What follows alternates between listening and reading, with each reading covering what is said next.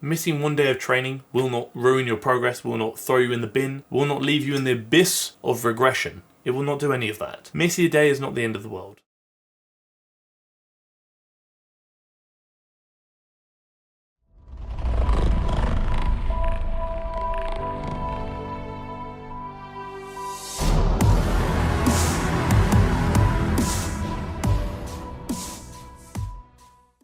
It is the first video of 2022, and hopefully, if you're watching this, you had a good new year and you're mentally prepared to absolutely obliterate the goals that you have set for yourself for 2022. I actually feel naked without my headwear, so we need to come together and think of something I can do this year to replace the hats. I said it was going to be a big video today because it is quite a big one, and by big I mean we're going to talk about programming and structuring your own program to hopefully accommodate for your goals. We're kind of roughly following the TFNL tier system template, which is something I released a few months ago, which is in the description of all my videos. It's a free program template that you can download and look at. Firstly, before we crack on the video, I must do a few things. 1100 likes in the first 24 hours is the goal, so if we could reach that, that'd be bloody splendid. If you haven't already, please do consider clicking the red button down below and subscribing to the channel, and clicking the bell next to it so you get notified when I upload every week, twice a week. And if you have a question you want me to answer at the end of the next video, drop it down below for comment question of the week and I shall do so. A few things I want to mention first is that this is not the only way to structure programming. This is merely a way of structuring programming. And the way we're going to kind of approach this program in the structure is going to be focusing on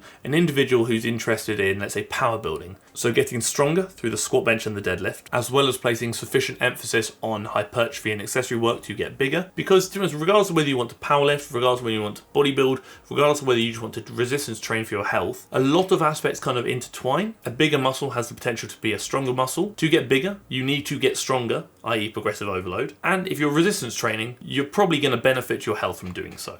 So again, it kind of ticks all the boxes. But this can be altered and adapted regardless of what your goals are. Like I said, be that for powerlifting, bodybuilding, just general resistance training for health purposes. There's a common link between all of them. It can even be adapted for home workouts if you so wish. In all honesty, it can be adapted for most goals, which is kind of the purpose of the tier system, is you can apply it to nearly anything. It doesn't just have to be strength-based or hypertrophy-based resistance training. It can be anything, whatever your goals are. So first of all, before you do anything, before you can structure programming, you need a goal. Why do you want to train? What do you want to achieve, and how are you going to get there? Because essentially, if I said to you, go for a drive, the first question you'll probably ask is, where am I going? And once you know where you're going, you can then figure out how you're going to get there the best possible way. I'm not necessarily going to speak about this from the sense of optimizing muscle building or optimizing strength gain. I'm going to try and speak about this from more of a typical approach to training, which isn't necessarily sacrificing enjoyment to optimize training, but it's more trying to find the balance of effective training that is sustainable and that you hopefully enjoy. That's what we're going to try and cover. Realistically, if we were optimizing training, it would probably be quite boring because not a lot would change very often. So we're going to skip through the bits and bobs like the RPE scale, because it's kind of well explained here what the RPE scale is. And obviously the nutrition side of things, as a disclaimer, no, I'm not a dietitian. This is merely just a bit of advice and guidance that may benefit you if you were interested in tracking macros,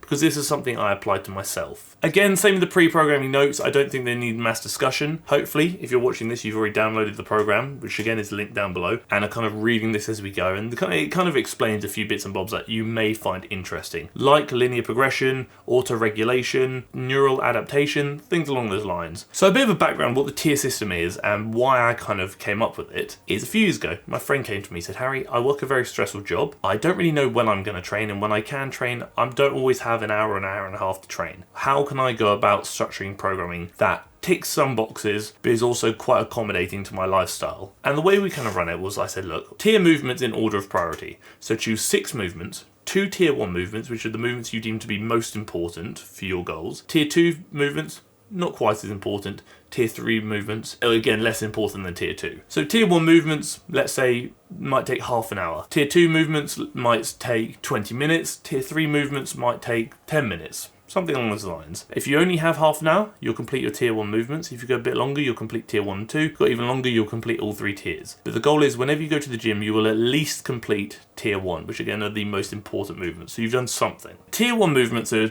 typically the movements you would deem to be most important for your goals. So let's say my goals were maybe strength and hypertrophy focus, these would be my fundamental multi-joint movements. And in most cases, tier 1 movements should probably be multi-joint movements. And by multi-joint movements, I mean movements that involve multiple muscle groups due to multiple joints having to move. An example of a multi-joint movement would be the squat, because obviously your hips are coming into it, your knees are coming into it, there's many joints doing the moving, you know? And that then brings in multiple muscle groups like the glutes, the quads, etc, etc. Whereas the example of a single joint movement, so an isolation movement, would be the leg extension, where you are trying to isolate the quads by only moving the knee through extension to then obviously contract and shorten the quads. So again, let's say my goals are strength and hypertrophy focus, and I want to pay attention to squat, bench and deadlift because let's say I'm power building. So I want to get stronger in the SBD movement, so squat, bench and deadlift, but I also really want to get bigger as well. So let's say my tier 1 movements for a lower body day might be squats as my first movement because again, they are a priority for me. So I would prioritize them. And then a second tier 1 movement might be an accessory to squats. So let's say leg press, typically a movement that requires more mechanical consideration. And by that I mean is one that is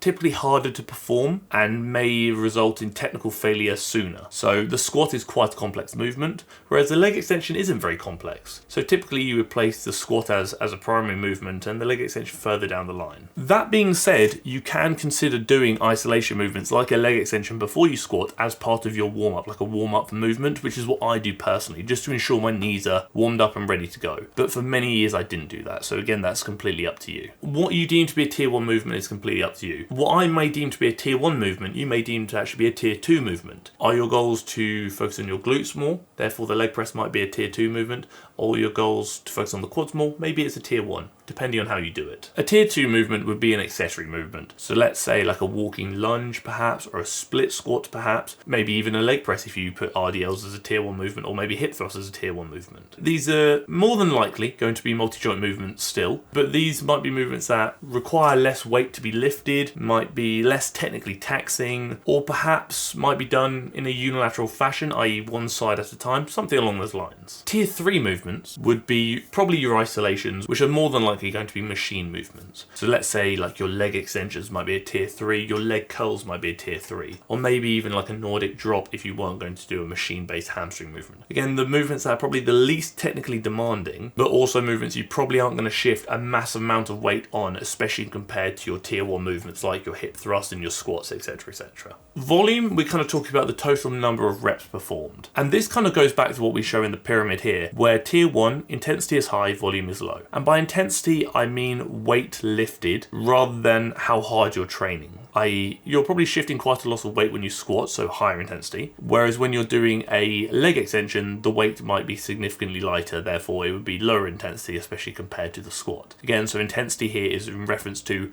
weight lifted rather than effort output. And then volume, we talk about, again, total number of reps performed. So here you might do 3 or 4 sets of 5 reps for tier 1, like your squat movement, whereas for leg extensions you might do a couple of sets of 20 reps, for example. So the total number of reps performed will be greater, therefore the volume is higher. And again, how you choose to split volume is completely up to you. Let's say power building purposes, which is kind of a hybrid of strength and hypertrophy, for a relatively new member of the gym, not necessarily a beginner, but relatively new, maybe first year, maybe first and second year, who knows. You would typically, let's say, do a 5x5 on squats, perhaps like a 4x5, something simple like that. And then maybe do a few sets, let's say 3 sets of, let's say 8 on hip thrusts, for example. So again, your tier 1 movements may well be between, let's say, the 3 and 8 rep range. Whereas your tier movements might be slightly higher reps, but maybe less sets, maybe 2 or 3 sets of, let's say, 8 to 12 reps. And then your tier 3 movements may be even higher reps, but maybe even less sets. So maybe, let's say, 2 sets of 12 to 20 reps, perhaps, who knows. Again, this is just a means of structuring it. Doesn't necessarily mean it is the only means or the best means. This is just one way of going about it. And again, as I've stated, I would probably approach it differently for my goals, as in what I like to think of an advanced lifter who is trying to optimize the ability of muscle whilst almost eliminating enjoyment to some extent, although I do enjoy training, it can get quite boring. So a typical leg day for me that's, let's say, maybe quad focused would maybe look something like, first movement would be leg extensions, let's say 2 sets of 12 to 20 reps. The second movement would either be back squats or hack squats, probably 1 or 2 sets of 6 to 10 reps, so those are my top sets, followed by 1 set of 12 to 20 reps being my back down set. Then I might do something like an RDL, same sort of thing, a top set or 2 top sets and a back down set, followed by maybe a leg press, same sort of thing, top set and back down set, followed by maybe some calves perhaps, which would probably be 3 sets of, let's say, 12 to 20, or maybe even an additional movement that brings in the quads, like let's say a split squat for example, or maybe even another hamstring movement like a leg curl, again maybe slightly higher reps. Again, just because it's a quad focused leg day doesn't mean I'm only going to train the quads. It just means that I'm going to place greater priority on the movements that really focus on knee extension, the leg extension, the hack squat or the back squat, the leg press, the split squat, things like that. It doesn't mean I'm going to completely disregard the hamstrings or the glutes or anything. Again, it's just prioritizing and placing greater emphasis on. I usually leave rest blank, to be honest. I've said this many times before. In all honesty, if you are training to, if not close to failure, which is what you should probably be doing if you're looking at optimizing the building of muscle, then you should rest for as long as you need. And that's probably going to be at least 2 minutes. Let's say 2 to 4 minutes. So I might rest for 4 minutes on a hack squat, but I might only rest for 2 minutes on a leg extension. If you're looking at strength training like power lifting, then you probably don't want to take your squats, bench and deadlifts to failure because there's a lot of CNS fatigue. If you're a beginner getting into the gym, you may find yourself recovering a lot quicker because the weight being lifted is a bit lighter, whereas when you get stronger you may find that it takes you longer to recover because you're lifting more weight. But you should still be taking things relatively close to failure to obviously optimize the ability of muscle. And by close to failure I mean maybe a few reps in reserve. So let's say maybe an RP7 for example, we've got 3 reps left in the tank, something along those lines. As with anything, I say rest for as long as you need. Tier 1 movements will likely require more rest than tier 3 movements. I know I've given examples here of let's say 60 seconds for tier 3 movements and maybe 2-3 minutes for tier 1 movements. This is more based on beginners. In reality, I would just literally rest as long as you need regardless of who you are. Training intensifiers is a bit more of an advanced technique. So things like drop sets where you would do a set to failure, you would then drop the weight by 20% before then doing another set immediately to failure, before then maybe even dropping another 20% before then going immediately to failure again. Things like supersets where you do movements back to back, so I might do a bench press straight into a pull-up, only resting after the pull-up. I would only really incorporate a superset if I was maybe really pressed for time and I wanted to make sure I got everything done in a limited time period. These are kind of more intermediate to advanced techniques that again you can include if you want to, but in all honesty I don't really do many of these myself. Training frequency is an interesting one. How many days a week can you realistically train? Because if you set yourself a goal of training 6 days a week but you know you really struggle to do that 4 days a week, it's not a realistic goal. It's better to start with less and then increase if you're able to do so than to start with too much and have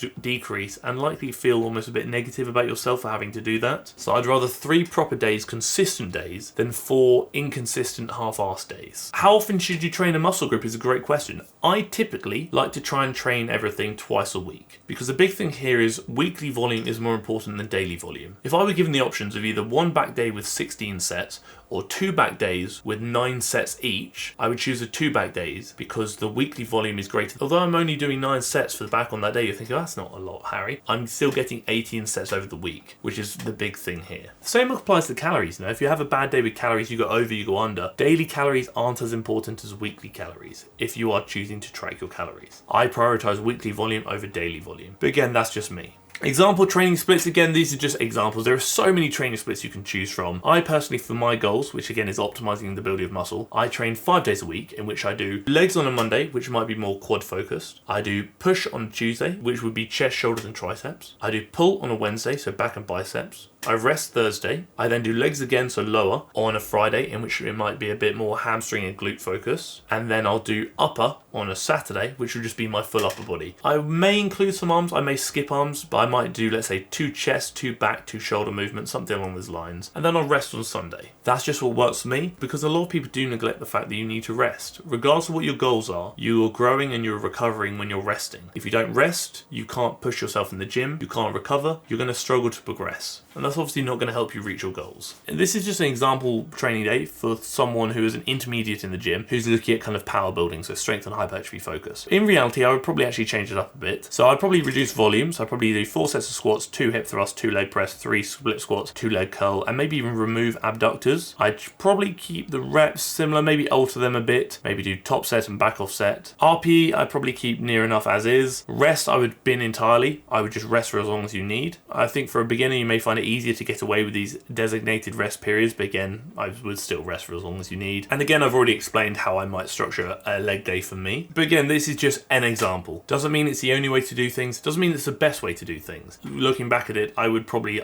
alter it slightly, but this is, like I said, someone who's looking at power building, but might be an intermediate in the gym and has pretty good recovery. So their external variables are well considered. So they sleep well, they're hydrated, they're in a calorie surplus, things like that. So recovery is good. And obviously the explanation of why each movement is where it is, so tier 1, tier 2 and tier 3. At the start of the video I mentioned how the goal of this is to discuss training from the standpoint of sustainability rather than purely optimizing the goal. If you are looking at optimizing like muscle building, for example, when someone says how often should I change my movements, I would change them as infrequently as possible, and I would only personally change movements for that goal if I can no longer progress that movement, because the longer and longer you do movements, the more efficient you often become at those movements. So if I change my accessories every 3 weeks, I'm probably not going to really get that efficient at those accessories. I'm kind of going to miss out on some gains and some progressive overload, which again we know is a fundamental aspect of building muscle. But again, purely for the sake of boredom, because I know a lot of people do get bored with their training, and in all honesty training can be quite boring. And like I said at the start, one of the goals of this is a sustainable approach to training. You could maybe consider changing your tier 1 movements every, let's say, 8 weeks, tier 2 every 4 to 6 weeks, tier 3 every 3 to 4 weeks. But again, this is purely to help with boredom. Like I said, if you're looking at optimizing a goal, I probably would change them as infrequently as possible. That being said, when I was training for powerlifting and I was running the conjugate, which is how I first got to the 4-plate bench press, I was changing my movements far more frequently that would kind of follow a similar structure to this. Was it optimal? Probably not, but did it help me with my sanity when it came to training and to some degree my mental health, because I was getting very bored of training and was struggling with motivation? Yes.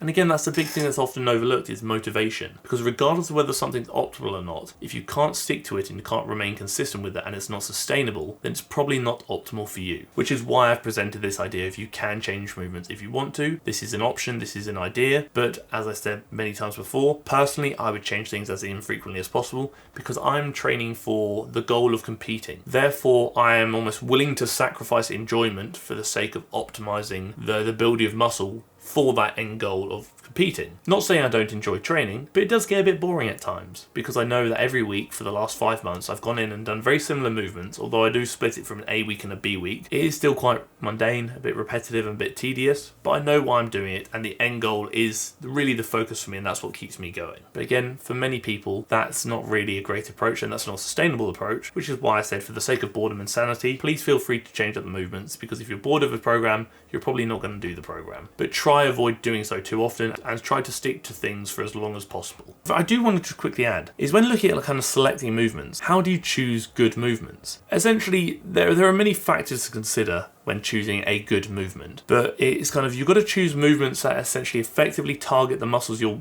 looking to target, and these movements likely have to go through the correct range of motion. So for example, for the lats, it may not be a vertical movement, it may be a movement in which you're pulling in front of you, or a row based movement. It will also be a movement that allows you to effectively lengthen the muscle and shorten the muscle, and also a movement that allows you to effectively and hopefully consistently progressively overload. So if you choose movements that are really hard to progressively overload on and you really can't take them very far, then they're probably not a very good movement for you to prioritize. Progressive overload is a very fundamental aspect of gaining muscle and training in many regards. So if the movement you're choosing doesn't actually really allow you to progressively overload, is it really a great movement to choose? Again, those are just some of the variables to consider. Someone did actually comment about doing a tier list of potential movements, which I think is a great idea and something I will add to the list for a future video. Maybe further elaboration on choosing effective movements is something we could talk about in a future video as well. And obviously at the end of the program, we've got self-care. Just things to remember. Missing one day of training will not ruin your progress, will not throw you in the bin, will not leave you in the abyss of regression.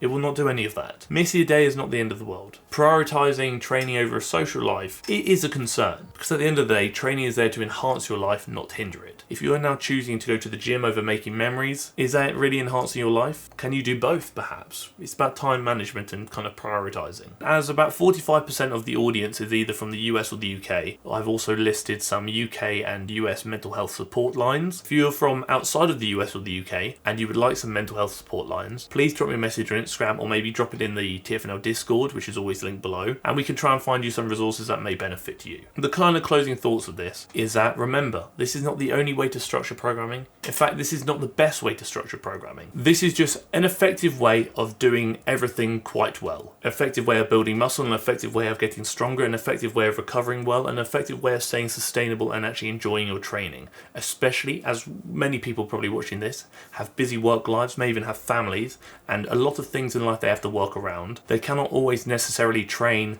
5 days a week, doing these movements every day, because they always have an hour and a half to train, and they'll always take it to failure because they're recovering, their sleep and everything is always on point, and they'll never miss a session, they never get bored of their sessions. That's not everyone. You're focusing on your own things, you've got a lot of stuff going on at home, I'm sure. Training is your kind of escape. How can you make that escape as enjoyable, uplifting as possible? How can you remain as consistent with that as possible? And how can you make it sustainable? And that's what we're trying to focus on with this program. If your goals were purely powerlifting, and if you're purely looking at optimizing powerlifting, I would do it very differently. If your goals were bodybuilding, and you're purely looking at optimizing the building of muscle, again, I would do it very differently. If you're trying to achieve your goals pretty effectively and sustainably, and remain consistent, and actually enjoy what you're doing, this is a pretty good way to go about it. Again, as I said, looking back on it, there are a few things I probably would change. Like I said, I've probably been out the rest periods entirely, and a few other bits and bobs I would alter, but I will likely do a version 2 this year and maybe make more specific versions. So let's say a version for the optimizer of building muscle, things like that, perhaps, just an idea. But that's it. That's the video. Hopefully you learned something from the video,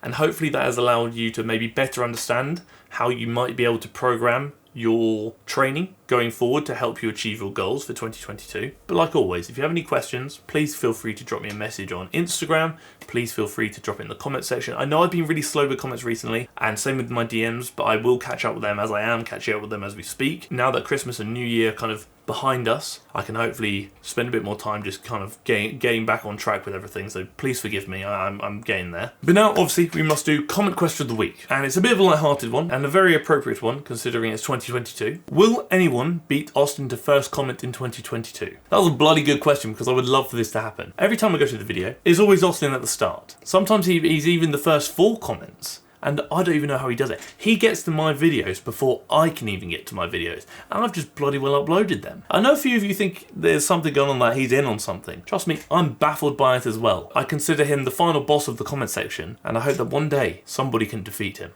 1100 likes on the video in the first 24 hours is the goal, so if we could reach that, that would be bloody splendid. If you haven't already, please do consider clicking the red button down below and subscribing to the channel, maybe even the bell next to it so you get notified when I upload every week, twice a week. If you too have a question you want me to answer at the end of the next video, please drop it down below in the comment section for comment question of the week, and I shall do so. Thank you for tolerating me, thank you for tolerating my lack of headwear and naked head, and thank you for tolerating the video.